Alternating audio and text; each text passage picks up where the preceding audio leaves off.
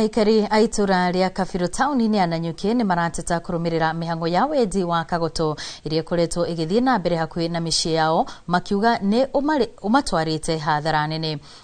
Aikari marauga imwe cia nyumba cio ni cigite na miatuka ni undu wa kwenyenyio ni mirurumo ya kware. Aikari aya riu maugite hindi ciothe riria kuri na wendi uyu gicigo kiu giothe ni kenyenyaga undu uria utumaga magie na guoya, na riu maroria thina uyu na ihenya na mbere ndaya mihango iruga kwarinio yabe irugamio. Ohono maroria nyumba iria cithukite cia kwoweru kana ene makoro makirehwo kuringana na hathara iria mathiete. Kama wiki moja iliyopita ama ni wiki mbili tumesikia unasikia nyumba mzima ni kama ardhi yote inatetemeka.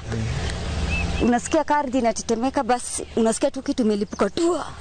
Sasa ndio unakuta hata manyumba zote zina crack, unaona wengine hata ardhi inapasuka side tu, kama ni kitu kama shamba zinamwagika hivyo tu.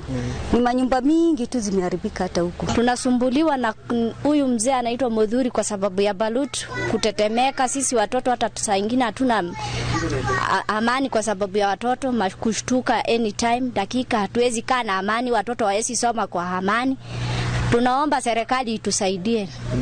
Yes. Tumejaribu kulia kwake.